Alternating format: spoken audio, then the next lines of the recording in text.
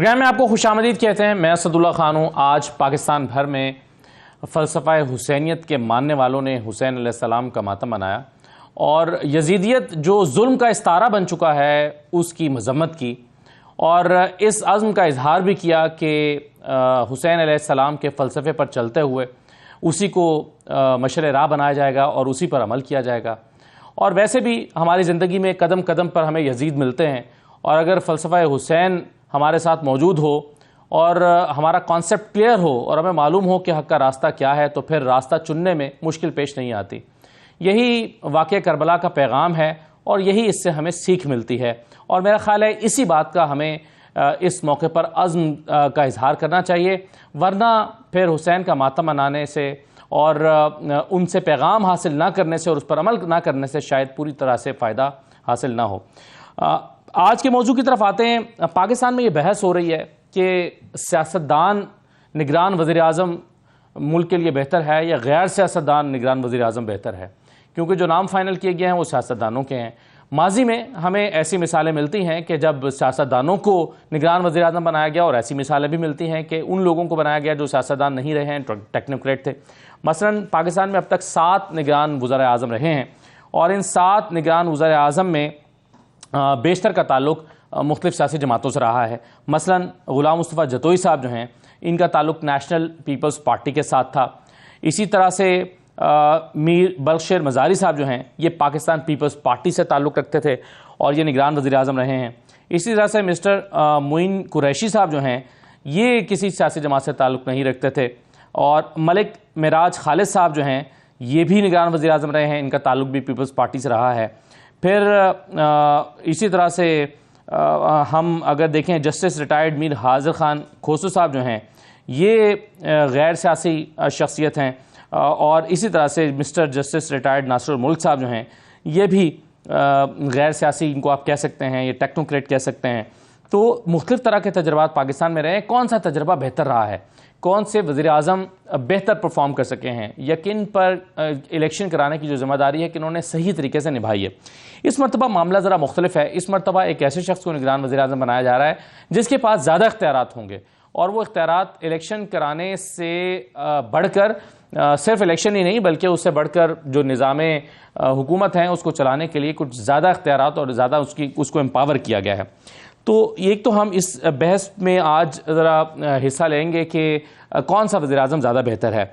दूसरा, तहरीक इंसाफ ने एक मनसूबा बनाया है कि 8, 9 या 10 जब भी ये हुकूमत घर जाती है तो फ़ौरी तौर पर मुख्तलिफ जो शोबाजात हैं उसके वाइट पेपर्स जारी किए जाएँ और उसके लिए राइट टू इन्फॉर्मेशन एक्ट जो है उसका सहारा लेते हुए मुख्तलिफ महकमों से इन्फॉर्मेशन ली जाएँ। मुख्तलिफ मनसूबे जो पिछले 1.5 साल में लगाए गए हैं, मुख्तलिफ मंजूरियाँ जो हुई हैं, मुख्तलिफ जो हुकूमत के अहम काम थे उनकी मालूमात ली जाएँ और उसका पर तहकीक करके वाइट पेपर जारी किए जाएँ कि क्या कहीं पर करप्शन तो नहीं हुई, क्योंकि बहुत सारी स्टोरीज़ जो हैं वो सरफेस पर दिखाई भी दे रही हैं, बहुत सारी गुफ्तगू हो रही हैं। मसलन सोलर के हवाले से जो 70 बिलियन की जो ट्रांजैक्शन है उसकी बात हो रही है। फिर एजुकेशन सेक्टर में जो अब एक बहुत ख़बरों में है स्कैम जिसके मुख्तलिफ हिस्से हैं कि जी 500 के से ज़ायद एम्प्लॉयज़ जो हैं उनकी भर्तियों का मामला है, फिर जो टीचर्स की ट्रेनिंग का मामला है, फिर इसी तरह से एक प्लॉट का मसला है। फिर इसके अलावा एक और स्टोरी जो है वो मैं देख रहा था शहबाज राना साहब की, जिन्होंने जो है वो FBR के स्कैम की बात की है, tax scam of ₹53 billion services in FBR। तो मुख्तलिफ तरह की जो करप्शन की, फिर इसी तरह से हाउसिंग सेक्टर में इल्ज़ामात आयद किए जा रहे हैं। फिर जो आपका जो मवासलात का शोबा है उस पर बात हो रही है। तो बहुत सारे सेक्टर्स में उंगलियां तो उठाई जा रही हैं, लेकिन क्या ये महज उंगलियां उठाई जा रही हैं, महज इल्ज़ामात हैं या इसमें वाकई कुछ हकीकत भी है? तो क्या तहरीक इंसाफ इस हुकूमत की कारकर्दगी और नए करप्शन के स्कैम्स को ज़ेर बहस लाने जा रही है? ये एक मौजू है। और इसके अलावा कुछ चीज़ें जो हैं वो निगरान हुकूमत और आइंदा इंतखाबात के हवाले से, इस पर हम गुफ्तगू करते हैं। राव खालिद साहब हमारे साथ मौजूद हैं, सीनियर तजज़ियाकार हैं। राव साहब बहुत शुक्रिया, खुशामदीद कहते हैं आपको। अज़हर सिद्दीक़ साहब हमें ज्वाइन करें, माहिर कानून हैं। और सरवर बारी साहब हमारे साथ मौजूद हैं, तजज़ियाकार हैं और बिलखुसूस इंतखाबी उमूर पर गुफ्तगू करते हैं। सरवर बारी साहब आपको भी खुशामदीद। सबसे पहले मैंने जो अभी बात की कि सियासतदान निगरान वज़ीर-ए-आज़म या गैर सियासतदान निगरान वज़ीर-ए-आज़म, राव साहब कौन सा वज़ीर-ए-आज़म बेहतर होता है? वज़ीर आज़म देखिए, जो इसका बुनियादी मकसद है, पर्पज़ है, जो वो पर्पज़ हल करेगा या उसके मुताबिक चलेगा वही बेहतर है। क्योंकि इसका असल मकसद ये था कि एक ऐसा शख्स जो गैर जानिबदार हो अपने रवैये में, और पार्टीज़ के साथ एफिलिएशन ना हो उसकी, और जो इलेक्शंस हैं उसकी जो शफाफियत है उसको इंश्योर करे। कोई ऐसा गवर्नमेंट की तरफ से इन्फ्लुएंस किसी हलके में किसी पार्टी के हवाले से ना हो कि वो यूज़ करे उस तरह से उसको, क्योंकि इलेक्शन तो अगरचे ज़िम्मेदारी बुनियादी तौर पे साफ शफाफ इलेक्शन कमीशन की है, लेकिन जाहिर है गवर्नमेंट, सिटिंग गवर्नमेंट जो होती है, जो भी बैठी हो, वो उसमें इंटरफेयर कर सकती है। कि हम पंजाब में अभी देख रहे हैं मिसालें उसकी बहुत सी, किस तरह से किया जा रहा है मैनिपुलेट, पुलिस को यूज़ किया जा रहा है, बाकी चीज़ें। तो इन चीज़ों से बालातर हो और वो उसका फोकस जो है डे टू डे गवर्नेंस के ऊपर हो, डे टू डे मामला चलाने के ऊपर हो, और जहां इलेक्शन कमीशन को ज़रूरत पड़े इंतजामी मामलात में उसकी हेल्प करे, वो वज़ीर आज़म बेहतर होगा। लेकिन रवायती तौर पे रहे हैं, बहुत अच्छे अच्छे लोग रहे हैं। मिराज खालिद साहब एक अच्छा क्रेडिबल नाम है। इसी तरह से जो मज़ारी साहब का, आपने बलख शेर मज़ारी साहब का नाम लिया, वो बेचारे तो थोड़े दिनों के लिए आए थे, नवाज शरीफ की हुकूमत बहाल होगी तो उनको भागना पड़ा। फिर नवाज शरीफ साहब ने ही सरताज जी साहब के कहने पे मोइन कुरैशी साहब का नाम दिया था उस वक्त केयर टेकर के लिए। तो मोइन कुरैशी साहब तो फिर, लेकिन इस किस्म के मेरा ख्याल है, मेरा कोई ज़ाती कोई मसला नहीं है उनसे, लेकिन इस किस्म के वज़ीर आज़म नहीं होने चाहिए जो पाकिस्तान के एयरपोर्ट पे उतरे तो उनको शनाख्ती कार्ड दिया जाए उनका बना के, फिर वो यहाँ पे अपने आबा की कब्रें तलाश करते रहें, उनके साइज़ की शेरवानी जो है सरताज जी साहब अपनी साइज़ दे के बनवाएं कि जी ये साइज़ के हैं वो। तो इस किस्म के वज़ीर आज़म कम अज़ कम नहीं होने चाहिए। ऐसे लोग होने चाहिए जो पाकिस्तान की इन्वायरमेंट को, और फिर 3 महीने के बाद वो वापस चले भी जाएं और दोबारा कभी रुख ना करें। ब्रीफ केस लेके आए और ब्रीफ केस लेके चले गए, कोई करप्शन तो उनके खाते में नहीं है, लेकिन जाहिर है उनका परफॉर्मेंस भी उनके खाते में, परफॉर्मेंस भी ऑब्वियसली कोई ऐसी उनके खाते में नहीं है। तो उसी किस्म का होना चाहिए। बाकी जहां तक जो एक इस पे दलील दी जाती है कि जी वो SPA हो गया तो ये इकॉनमी, गवर्नमेंट की मशीनरी है जो ब्यूरोक्रेट्स चलाते हैं, ठीक है। ब्यूरोक्रेटिक सेटअप आपका उसी तरह इंटैक्ट है और मौजूद है अपनी जगह के ऊपर, उसमें कोई प्रॉब्लम नहीं है आपको। वो मार्शल लॉ के दौर में भी चला रहे होते हैं ठीक ठाक, ठीक है, केयर टेकर के दौर में भी चला रहे होते हैं, कोई इतना मसला नहीं है। या तो वो रिडेंडेंट हो जाए ना, फिर आपको कोई काबिल आदमी चाहिए जो पूरे सिस्टम को ठीक करे और सही तरीके से चलाए। आपका सिस्टम इंटैक्ट है, आपका ब्यूरोक्रेटिक सेटअप मौजूद है डे टू डे बिजनेस करने के लिए, वो आपको रोज़ हेल्प करते हैं। और फिर जहाँ तक इंटरनेशनल माहिदों की बात है, वो सॉवरेन गारंटी होती है, उसमें जो स्टेट ऑफ पाकिस्तान है वो गारंटर होती है, उसमें प्राइम मिनिस्टर गारंटर नहीं होता। कोई भी आप बना दें, भले किसी को बना दें, इसलिए वो भी एक बोगस दलील है।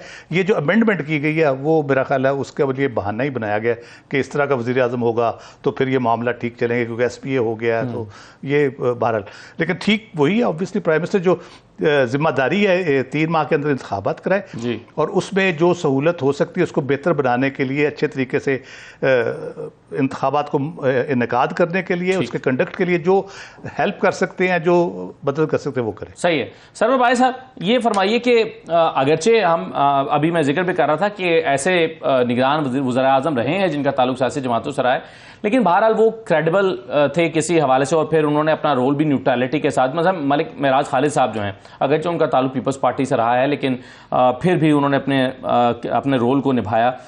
मेरा सवाल आपसे यह है कि इस वक्त जो पॉलिटिकल टेम्परेचर जिस तरह से राइज हुआ है, इसमें कोई सियासतदान अगर लगाया जाता है तो ज़्यादा इम्कान इस बात का है कि उसका झुकाव किसी न किसी पार्टी की तरफ होगा और फिर उंगलियां उठेंगी और न्यूट्रलिटी जो है वो क्वेश्चन में आएगी। तो आपकी राय क्या है? क्या एक सियासतदान ही को वज़ीर आज़म बनाया जाना चाहिए या बनाए जाने में कोई हर्ज नहीं है, या फिर किसी टेक्नोक्रेट को बनाया जाना चाहिए?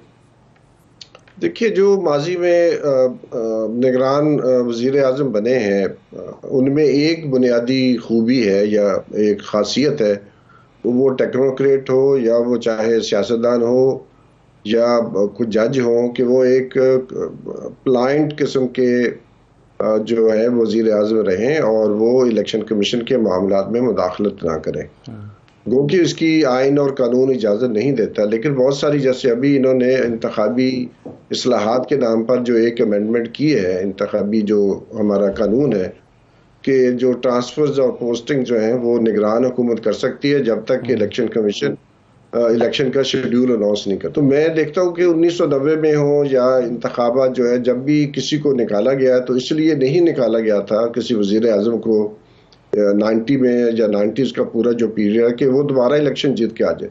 मसलन 1988 और 90 में अगर पीपल्स पार्टी का वोट बैंक देखें तो उसमें तकरीबन 1% गिरावट थी, लेकिन जो सीटें हैं वो तकरीबन आधी होकर रह गई थी। 90 सीटें थी, वो 45 हो गई। तो ये एक बहुत ज़बरदस्त काम किया था उन्होंने कि बज़ाहिर लगे कि वोट तो पीपल्स पार्टी को पूरे पड़ गए, लेकिन उनकी सीटें कम हो गई। तो इसी तरह अगर आप 2002 के बाद के इंतखाबात देखें तो हमें नज़र आता है कि चाहे कोई भी प्राइम मिनिस्टर हो, ये कोई नहीं कह सकता वसूख के साथ के 70 के बाद कोई इंतखाबात जो है वो गैर जानबदार, फ्री और फेयर हुए थे। चाहे कोई भी वज़ीर आज़म हो, वो काम जिन्होंने करना है उन्होंने वो काम सार अंजाम देना है, और ऐसा निगरान वज़ीर आज़म होना चाहिए जो उनके काम में मुदाखलत हरगिज़ न करे। तो पहली बात तो उसकी खसूसियत ये है कि अगर वो कुछ गड़बड़ होती हुई देख भी रहा है तो वो चुप रहे और कोई शोर गौगा न करे उसके ऊपर। तो ये पहली बात है। दूसरी बात है कि अभी जो अगर मैं ये कहूँ तो ये बिल्कुल गलत नहीं होगा, और ये तकरीबन मैं वही कह रहा हूँ जो ज़्यादातर लोग ऑब्जर्वर्स जो हैं वो कह रहे हैं, या जो हमारे पॉलिटिकल एनालिस्ट हैं, कि रिगिंग का अमल तो शुरू हो चुका है। जो प्री पोल रिगिंग है उसकी बहुत सारे शवाहद है। मैं सिर्फ 6 आपको गिनवा देता हूँ। पहली तो ये बात है कि लैपटॉप्स की इतने बड़े लेवल पर जो तकसीम है, इलेक्शन से 1 माह, इलेक्शन हुकूमत के जाने के तकरीबन 2 हफ्ते पहले लाखों की तादाद में लैपटॉप्स तलबा में तकसीम किए जा रहे हैं। दूसरी है कि बहुत लाखों की तादाद में जो है वो जो किसानों के ट्यूबवेल हैं उनको सोलराइजेशन के लिए ऊपर अरबों रुपए खर्च किए जा रहे हैं। तीसरी बात यह है कि जो डेवलपमेंट के नाम पर जो एमपीज और एमएनएस को फंड्स दिए जा रहे हैं कि सस्टेनेबल डेवलपमेंट गोल्स में हम बहुत पीछे रह गए हैं, इसलिए जल्दी से इनको हमने बेहतर करना है, इसलिए उसके नाम पर भी अरबों रुपए तकसीम किए जा रहे हैं। तो इसी तरह नौकरशाही की जो ट्रांसफर्स और पोस्टिंग्स हैं उनकी बात कर लें। फर्द शुमारी का मामला जो है वो फिर सर उठाएगा मुझे मेरी रीडिंग के मुताबिक। तो मेरा अपना ख्याल है कि जब तक इनको ये गारंटी नहीं हो जाती, और माजी में भी यहाँ यही रहा है, जब तक इनको गारंटी नहीं होगी कि ये अपनी मनमानी कर सके, अपनी मर्जी के लोगों को इंतखाबात में जो है वो फतह दिलवा सके, तब तक इलेक्शन का शेड्यूल नहीं आने वाला।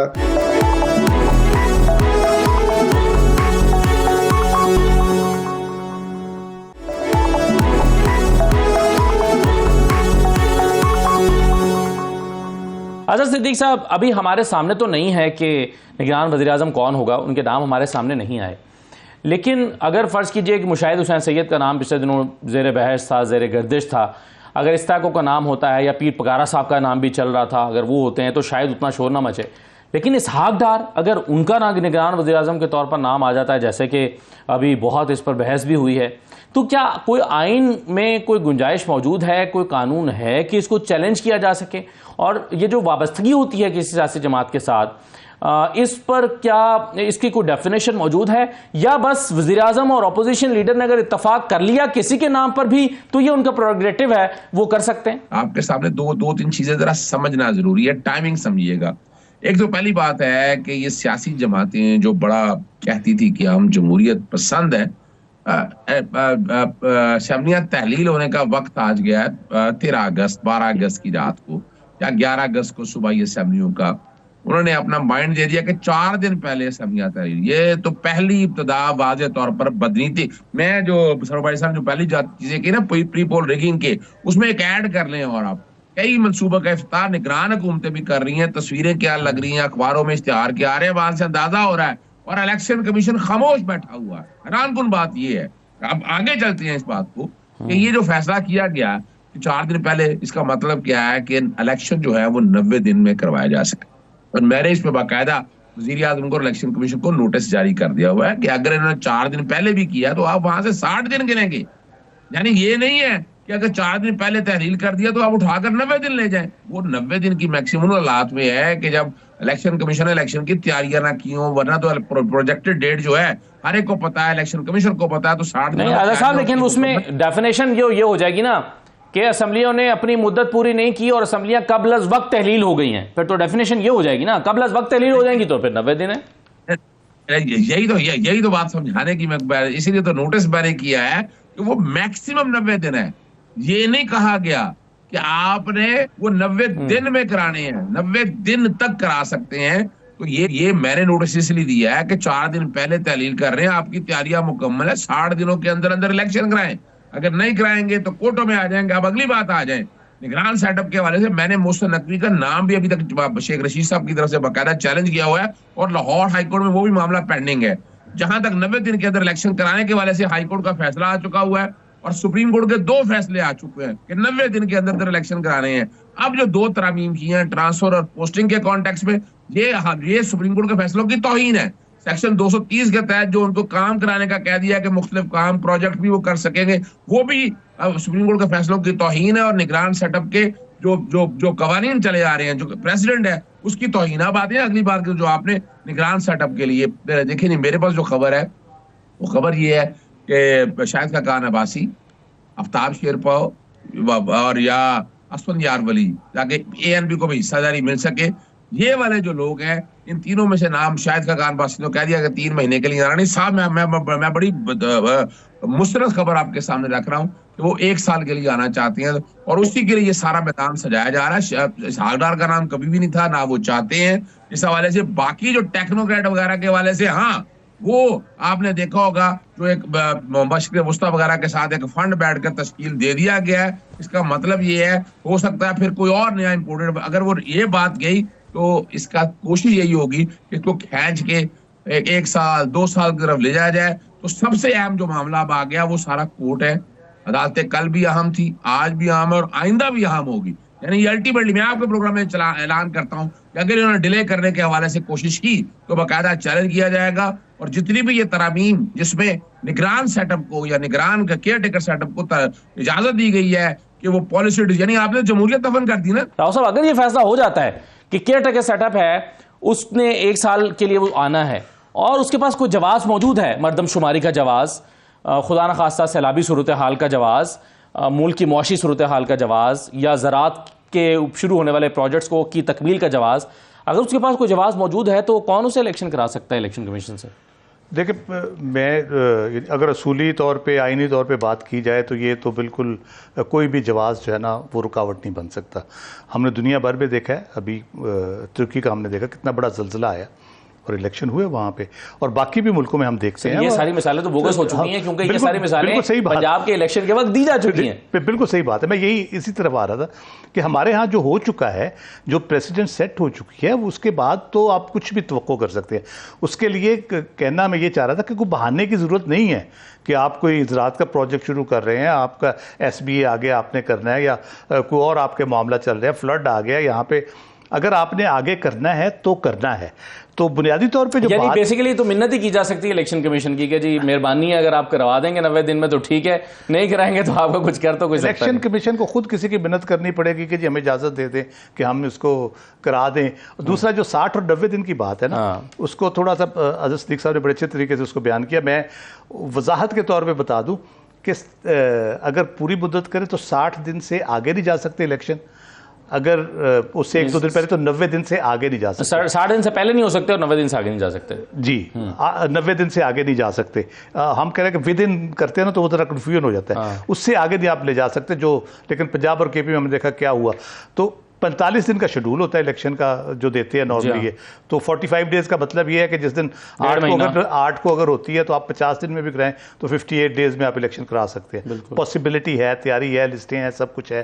जहाँ तक जवाज़ है मरदमशुमारी वाला, वो फिर बहाना जैसे मैं कह रहा हूँ कोई भी बना सकते हैं। केयर टेकर गवर्नमेंट ICC का इजलास किस तरह करेगी, इतना बड़ा इंपॉर्टेंट, क्योंकि ICC बहुत मेन जो कह लें आप CCI council of common interest जो है, वो ऐसी चीज़ है जो सारे सूबों के दरमियान और वफाक के दरमियान रिलेशनशिप को डिफाइन करती है, वसाइल की तकसीम का सारा डिसाइड करती है। मरदमशुमारी के एक निकाती एजेंडे पर वो इजलास नहीं कर सकती CCI का? नहीं, लेकिन केयर टेकर रिप्रेजेंटेटिव गवर्नमेंट्स नहीं है ना।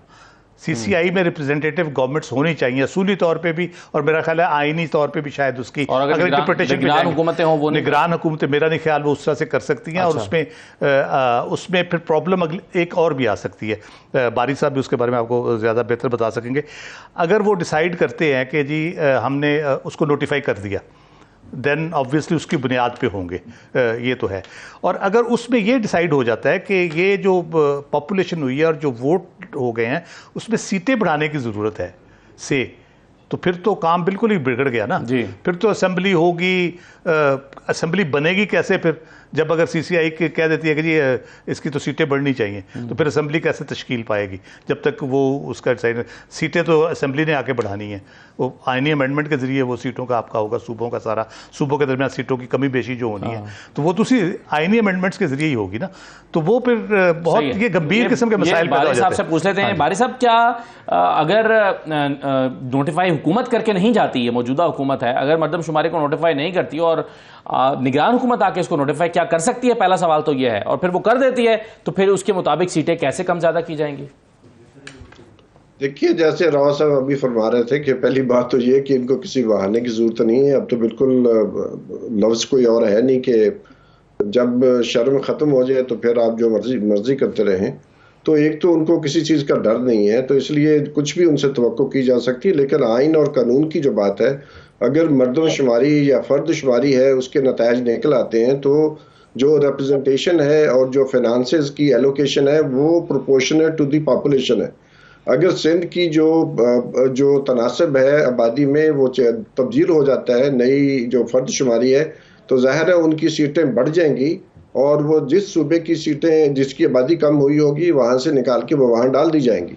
तो इसलिए मैं समझता हूँ कि अगर इन्होंने इलेक्शंस को पोस्टपोन करना हो या ड्रैग ऑन करना हो तो हो सकता है कि कोई इस तरह की चीजें निकालें और एक मुतनाज़ा बहस जो है उसको छेड़ दें, तो ये इस चीज का इम्कान है। लेकिन जब हम बात कर रहे हैं निगरान सेटअप की, तो मैं समझता हूँ कि बिल्कुल शफाफियत नहीं है। हमें मुतालबा करना चाहिए कि जो भी मुज़ाकरात हो रहे हैं कि किस शख्स को के नाम किसने दिए हैं, तो उनकी सीवी पब्लिक होनी चाहिए, चाहे वो मुशाहिद हुसैन सैयद साहब हैं, बहुत अच्छे दोस्त हैं, और चाहे वो किसी और का नाम हो। लेकिन बहुत ज़रूरी है कि उनकी सीवी और ये वजूहात बताई जाएं कि वो जो नाम तजवीज़ कर रहे हैं वो किन वजूहात की बिना पर उनका नाम तजवीज़ कर रहे हैं और क्यों वो किसी के नाम दिए हुए नाम के ऊपर उनके जो एतराज़ात हैं उनको भी पब्लिक किया जाना चाहिए। बारिश साहब, ये तो आप अखलाकी कदगनों की बात कर रहे हैं ना कि अखलाकी तौर पर ये सब होना चाहिए, लेकिन अगर ऑपोजिशन लीडर और वजीर आजम किसी एक नाम पर इत्तफाक कर लेते हैं बैठ के, जिसका इम्कान नजर आ रहा है कि ये इलेक्शन कमीशन के पास नहीं जाएगा और ये इत्तफाक राय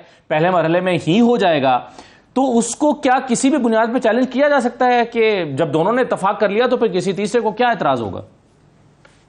देखिए, एतराज़ात तो बिल्कुल हो सकते हैं, क्योंकि एक ही शख्स के ऊपर किस तरह वो जो है इत्तफाक राय कैसे कायम हुआ है, कौन से नुकात थे, जो इसलिए मैं कहता हूं कि हमें ये मिनट्स जो हैं इनकी मीटिंग्स के वो पब्लिक होने चाहिए, पब्लिक हियरिंग होनी चाहिए, टाइम दिया जाना चाहिए ताकि पब्लिक में डिबेट हो। देखिए, दुनिया भर में जो वजीर आजम चुने जाते हैं या वज़राए आला चुने जाते हैं, वो लोगों को पहले से पता होता है कि कौन शख्स वजीर बनेगा, कौन वजीर आजम बनेगा, पार्टी का लीडर होगा। तो ये कैसे हो सकता है कि पाकिस्तान में 90 दिन के लिए या 60 दिन के लिए ऐसा शख्स आ जाए जिसके बारे में अवाम को पता ही नहीं है कि उनके क्या है। अगर मीडिया के सामने नाम आते हैं तो मीडिया यकीनन उसकी स्क्रूटनी करेगा, पब्लिक को इन्फॉर्म करेगा और बहस मुबहसा होगा कि क्यों आखिर लगाया जा रहा है। तो मैं समझता हूं कि ये बिल्कुल माजी में एक मजाक रहा है पाकिस्तान के साथ कि हर इलेक्शन मुतनाज़ रहा है, चाहे मिराज खालिद जैसे जो शख्स हैं वो वजीर आजम बने हो या मोइन कुरैशी जैसा एक टेक्नोक्रेट बना हो।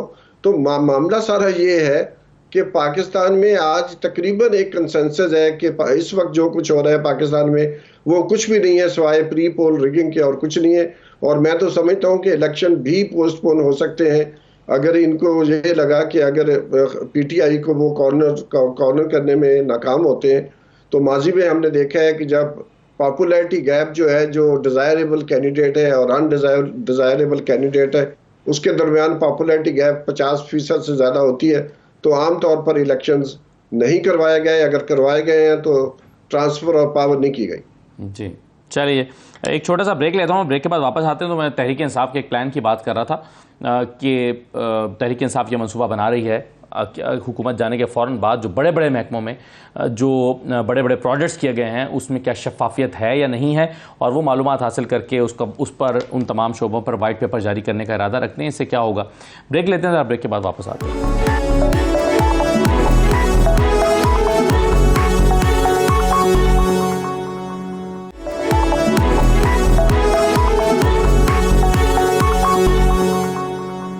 ब्रेक के बाद आपको दोबारा खुशामदीद कहते हैं। अभी अजहर सिद्दीक साहब 3 नाम ले रहे थे अपनी मालूमात के मुताबिक। राव साहब वो समझते हैं कि इन 3 लोगों के नाम जो हैं वो ज़ेर गौर हैं निगरान वज़ीर-ए-आज़म के लिए। एक उन्होंने आफ्ताब शेरपाव का नाम लिया है, दूसरा उन्होंने असफंद यारवली का नाम लिया है, और तीसरा नाम उन्होंने जो है वो शाहिद खाकान अब्बासी साहब का लिया है। मेरा ख्याल है कि एक मे बी वो इनके कैंडिडेट ना हो, शाहिद खाकान अब्बासी साहब।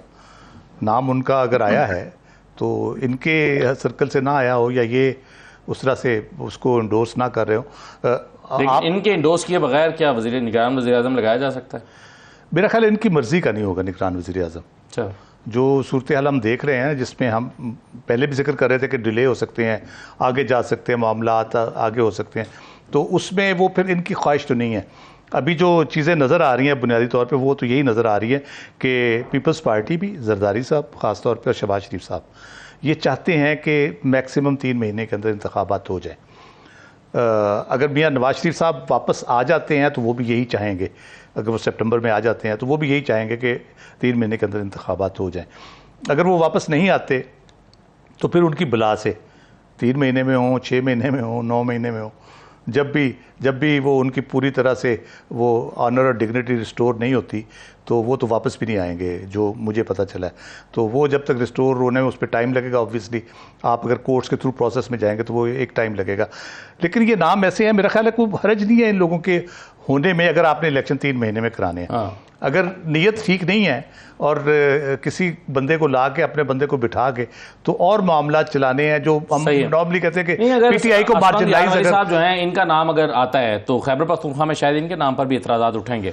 JUIF कर सकते हैं, क्योंकि JUIF कर सकते हैं। तो अभी झगड़ा शुरू हुआ है ना गवर्नर के ऊपर। बिल्कुल, तहरीक इंसाफ के एतराज़ उठाने से कोई फर्क खास पड़ता नहीं है आजकल, लेकिन ये कि JUIF एतराज़ कर सकते हैं। तहरीक इंसाफ तो सिर्फ इलेक्शन चाह रही है, वो कह रहे जो मर्जी करो, जिसको मर्जी लगाओ, इलेक्शन कराओ। सही है। इसमें अजहर सिद्दीक साहब ये बताइए कि अभी एक हम बड़ी बहस करते रहे हैं जब पंजाब के इंतखाबात होने थे कि, और उसमें हमें दलाइल ये दिए जाते रहे कि अगर कोई टाइम फ्रेम आइन देता है और उस टाइम फ्रेम के अंदर इलेक्शन नहीं होते तो उसके बाद भी जब होते हैं तो भी वो आइनी ही तस्वुर किए जाते हैं। आइन के इस आर्टिकल का हवाला बार बार दिया जाता रहा है। अच्छा, एक तो इस पर अपनी राय का इजहार कीजिए, और दूसरा यह है कि मर्दमशुमारी एक ऐसा मामला है जिस पर खुद MQM कह रही है कि जब तक इसके मुताबिक नई हल्का बंदियाँ नहीं होती तो इंतखाबात ना कराए जाएँ।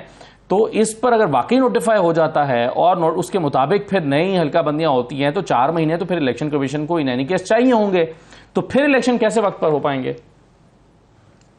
अच्छा, असद, चूंकि मुझे अच्छी तरह याद है कि जब वोट ऑफ नो कॉन्फिडेंस का केस चल रहा था तो 3 अप्रैल के बाद आप तकरीबन सारी हियरिंग आपने अटेंड की, और 7 अप्रैल को भी आप, मुझे याद पड़ता है कि आप सुप्रीम कोर्ट में मौजूद थे कि जब ये बिलावल, जिनको वेलकम पे बड़ा इतराज लगा था, इनको किस तरह का वहां इस्तकबाल हुआ, कोर्टों ने बड़ा वेलकम किया जैसे चीज।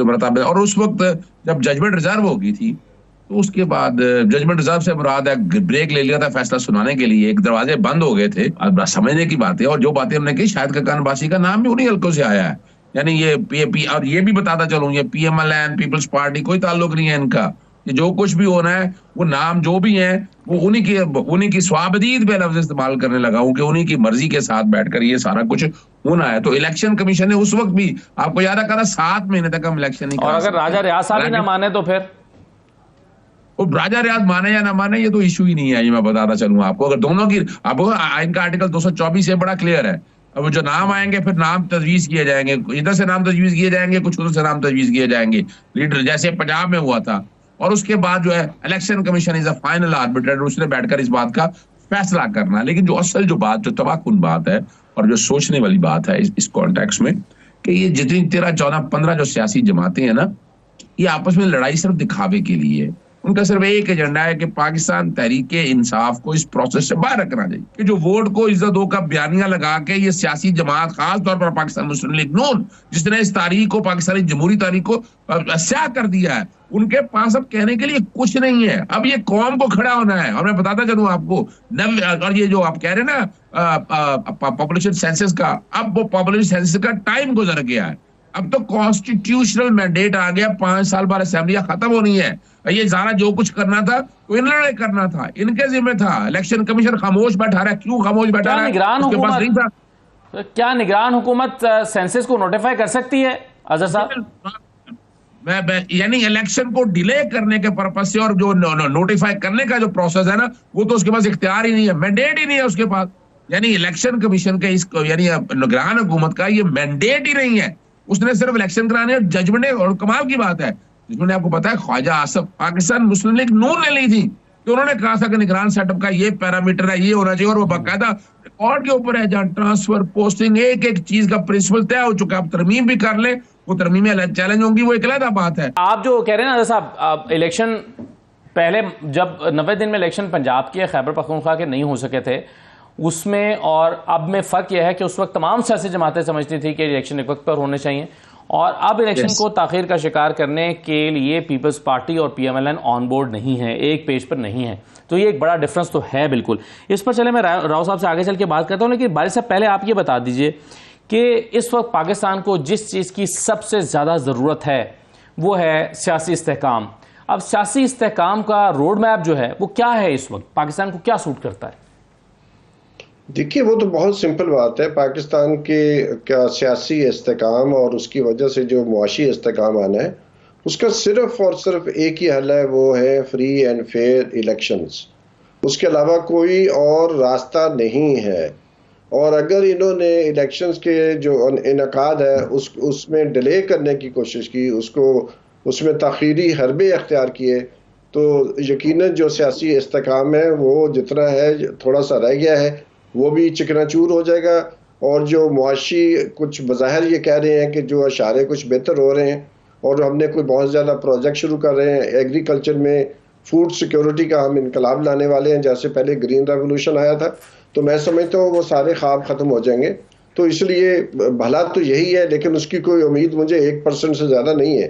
कि इम्कान इसी चीज़ का है कि अगर ये नाकाम हो गया PTI को कम्प्लीटली जो है वो कॉर्नर करने में, तो यकीनन जो है इलेक्शंस ये नहीं करवाएंगे, और उसके लिए बहुत सारे बहाने उनके पास मौजूद हैं। उन बहानों के लिए किसी को आगे करेंगे, किसी जज से फैसला करवाएंगे और इलेक्शंस को मज़ीद पोस्टपोन करेंगे, और उसकी वजह से जो एजिटेशन है उसका पाकिस्तान में शुरू होने का ख़तरा है। अभी आप देखें जो बिजली के बिल आ रहे हैं, जिस तरह फैसलाबाद में, लाहौर में, कराची में और छोटे छोटे कस्बों में लोग मुजाहरे कर रहे हैं, अपने बिल उठाकर शोर मचा रहे हैं, तो मैं समझता हूँ कि अगले आने वाले महीनों में सूरत हाल मज़ीद ख़राब हो सकती है।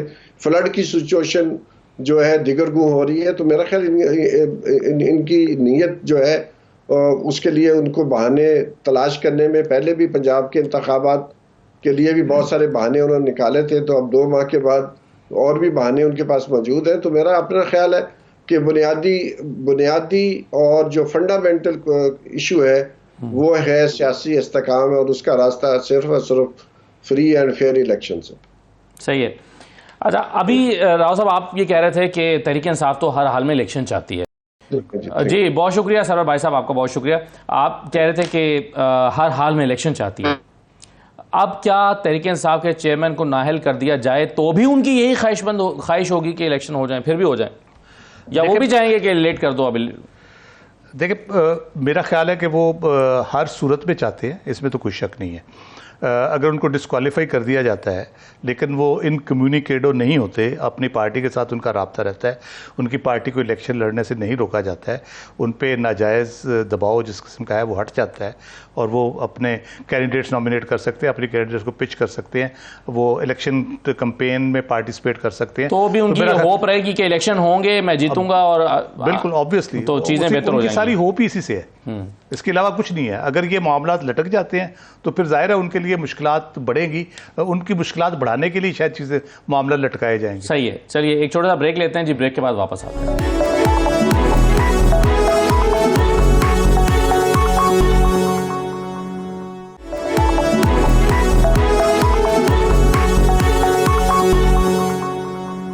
दोबारा आपको खुशामदीद कहते हैं। ऐसा लगता है कि अगला जो इलेक्शन है वो 2 चीज़ों पर लड़ा जाएगा, एक तो महंगाई पर और दूसरा जो मौजूदा हुकूमत है इसकी 15 साल कारकर्दगी पर। और कारकर्दगी में ज़ाहिर है महंगाई भी शामिल है, लेकिन तहरीक इंसाफ ये गौर कर रही है, बल्कि फ़ैसला कर चुकी है कि वो राइट टू इन्फॉर्मेशन एक्ट के तहत मुख्तलिफ शोबों की मालूमात हासिल करेंगे और फिर उस पर वाइट पेपर जारी करके इस हुकूमत के ख़िलाफ़ जहाँ जहाँ पर अगर ऐसी डिस्क्रिपेंसीज मौजूद हैं, जहाँ पर करप्शन हुई है, उसको बेनकाब किया जाएगा और उसको इलेक्शन का एक नारा बनाया जाएगा।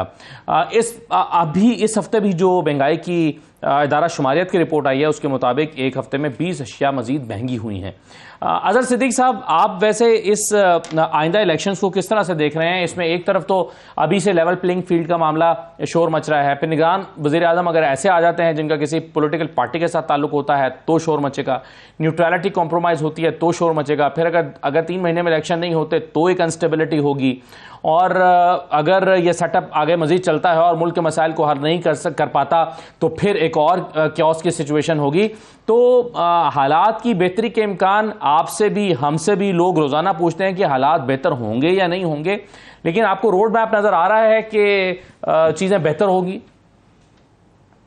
टाइम एक ऐसा आ गया है कि पाकिस्तान का और खून कितना बहाना है, पाकिस्तानी मुआशरत को या पाकिस्तानी कौम को इस वक्त 2.6 मिलियन जो लोग हैं ब्रेन ड्रेन होके वो मुल्क से बाहर आ चुके हैं। मैं जो कहीं आजकल बरतानिया में हूँ तो यहाँ तो मैं रोजाना देख रहा हूँ, वो सिर्फ खुद पाकिस्तान से बाहर नहीं आए, वो सरमाया भी ले आए हैं और हमने कोई ऐसी पॉलिसी नहीं बनाई। मैं जो देख रहा हूँ, जो मुझे नजर आ रहा है कि इलेक्शन मैं तो डिले होता हुआ नहीं देख रहा। इलेक्शन अगर होंगे तो ये मुल्क आगे जाएगा और बुनियादी हक की वायलेशन और बाकी जो चीजें हैं पूरी दुनिया के अंदर अब आवाज उठ रही है, चाहे वो अमेरिका हो, चाहे वो बरतानिया हो, चाहे यूरोप हो, हर जगह ये आवाज उठ रही है और ये पाकिस्तान के लिए बहुत बेहतर है। पाकिस्तान बहुत नुकसान उठा चुका है और अब मैं नहीं समझता मजीद मुतहम्मल हो सकता है। और ये मैं तो एक और बात करता हूँ, और मैं ये पहले जून से ये बात कर रहा हूँ कि मैसाखे पाकिस्तान की बात करें, बहुत हो गया है। ये लूट मर निकाल उठा फेंके यार सियासी जमात में से लुटेरों को, और पाकिस्तान को आगे ले जाने आप चाहते हैं ना, लूट बड़ा पैसा इकट्ठा कर लिया इन्होंने। इनकी यहाँ पर बरतानिया में मैं तो ज्यादातर देखे परेशान हूँ, मैं तो एक डीएसपी और एसएचओ की ज्यादातर परेशान हो गया। सियासतदानों की तो इतनी अनगिनत जायदादें हैं मुझे अंदाजा। और ये भी बताना चालूं, जो ख्वाजा आसिफ ने जो बातें कही ना, उसमें जो बातें कर रहे हैं कि हमारे साथ बड़ा ज्यादती हो, पनामा नहीं, वो भाई अभी तो जायदादें इनकी आई कोई नहीं है। यहाँ पनामा के हवाले से ऑफशोर कंपनियों का अगर डाटा सारा निकाल कर देखे तो आप परेशान हो जाएंगे। तो ये वो मामला था जो सारे बड़े बारीकी के साथ सामने आ चुके हैं। मैं समझता हूँ कि कौम जाग चुकी है और कौम इलेक्शन वाले मामले में पीछे नहीं हटेगी, वो बार बार हॉन्ड करेगी, निकलेगी, एहतजाज होंगे। तो ये जो इलेक्शन वाला जो सोची बैठे है ना, ये फौरन हो जाएगा जैसे असेंबली तहरील होगी। चलें, एहतजाज का माहौल फिलहाल तो दिखाई नहीं दे रहा, लेकिन मैं राव साहब अभी जो बात कर रहा था कि तहरीक इंसाफ ये इरादा रखती है कि वो मुख्तलिफ शोबों के अंदर पिछले 1.5 साल के अंदर अगर कोई करप्शन हुई है तो उसको बेनकाब किया जाए। क्या मामलात कुछ अभी कुछ स्टोरीज जैसे आजकल बहुत डिस्कशन में हैं, एक ये जो FBI की स्टोरी है, फिर ये एजुकेशन सेक्टर की है, 500 भर्तियों का मामला है, क्या वाकई आप तो जाहिर है पूरे का पूरा अखबार चलाते और देखते हैं, सारी खबरें आपके पास आ रही होती हैं, खुद भी आप बड़े पुराने मंझे हुए रिपोर्टर्स में से एक हैं, लेकिन मुझे ये बताइए कि क्या वाकई एज अ रिपोर्टर आपको लगता है कि ये खबरें इस तरह ये ठीक हैं जो आ रही हैं और इसके अंदर करप्शन की स्टोरीज मौजूद हैं? असद, इससे पहले मैं एक जनरल बात कर दूं कि एक हिस्ट्री होती है हर मुल्क की, लोगों की, किसी कौम की, ठीक है।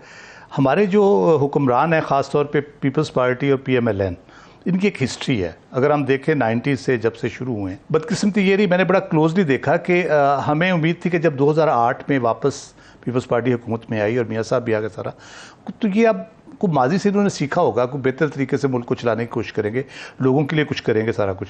लेकिन हमने ये देखा कि जो नए स्कैंडल आए उन्होंने साबित किया कि ये जहाँ से ख़त्म करके गए थे वहीं से दोबारा इन्होंने शुरू किया, बल्कि ज़्यादा मंझ गए थे, ज़्यादा हाँ जी, अपने मर्जी के बंदे अपनी लगा के जिन्होंने अकाउंटेबिलिटी भी करनी है वहाँ पे भी इधर दाएँ बाएँ उसको अच्छे तरीके से यदि किया जा सके, बेहतर तरीके से किया जा सके। 13 में भी यही हुआ। फिर हमें अभी लगा कि जो बड़े जी इनके साथ ज्यादती हुई, जो ये शोर मचाते थे जी, PTI के दौर में हमें बड़ा तंग किया गया। हालांकि पुराने केसेस थे मोस्टली, एक आध के अलावा जो शहबाज शरीफ वाला केस जो चेयरमैन PTI बार बार कहते हैं। तो हमें था कि अब इन्होंने सीख लिया होगा कि मियाँ साहब जिलावतन होकर बैठे हुए हैं, मरियम को इतनी तकलीफ उठानी पड़ी, जेल जाना पड़ा सारा, लेकिन हमने देखा किसी ने कुछ नहीं सीखा। तो अभी जो स्टोरी सामने आ रही है वहीं से सारा शुरू किया। अब जो रिसेंटली आ रही है, अभी शहबाज राना की स्टोरी का आपने रेफरेंस दिया, छपी स्टोरी है, 53 अरब रुपए का टैक्स यानी रिबेट का फ्रॉड हुआ है, ठीक है। और वो एफबीआर के ज़ाहिर एफबीआर ने प्रूव किया होगा सारा, बड़ा क्रेडिबल रिपोर्टर है शहबाज राना, मेरे ख्याल one of the best investigative reporters Pakistan में, जो एक दो रह गए हैं उन he is one of them, और बड़ा क्रेडिबल है, तो वो स्टोरी उसकी गलत नहीं हो सकती। उसके अलावा एक और स्टोरी एफबीआर के हवाले से चल रही है कि सोलर पैनल और उनकी जो एक्सेसरीज़ की इंपोर्ट के हवाले से जो किया गया, ओवर इन्वाइसिंग की गई है और उसके ज़रिए सिंगापुर और अबू धाबी वगैरह में मनी लॉन्ड्रिंग की गई है, उसकी आड़ में पैसे भेजे गए हैं और वो सारा, वो एक स्कैंडल चल रहा है। तीसरा जो बड़ा इंटरेस्टिंग है, जो कुछ अर्सा पहले हमने डिस्कस भी किया था एक प्रोग्राम में, मुकाबले में आमिर मतीन साहब के साथ, वो डॉन की स्टोरी छपी हुई है। 20 एकड़ का एक प्लॉट है इस्लामाबाद में, जो गवर्नमेंट का है और यूनिवर्सिटी का प्लॉट है, वो एक प्राइवेट कंपनी को, फर्म को देने के लिए एजुकेशन मिनिस्ट्री ने फेडरल डायरेक्टर ऑफ एजुकेशन के ऊपर पूरा दबाव डाला किसको दें। वो 20 करोड़ रुपए का उसको देना चाह रहे थे, वो भी पता नहीं साल दो कितने 15 साल की लीज और इस तरह करके रिन्यूएबल व्हाटएवर, वो बहुत बड़ा स्कैम था इटसेल्फ। अच्छा, वो मेरा ख्याल है उधर से रजिस्ट हुआ है फेडरल डायरेक्टर ऑफ एजुकेशन से, उसके बाद उनको उस पर दबाव डाला गया, 500 बंदे ग्रेड 1 और 2 के भर्ती होने थे, उस पर लिस्टें दी गई इन बंदों को भर्ती करें, तो वो उधर से फिर resistance I, federal director education DG ने खास तौर पे उसको रेजिस्ट किया।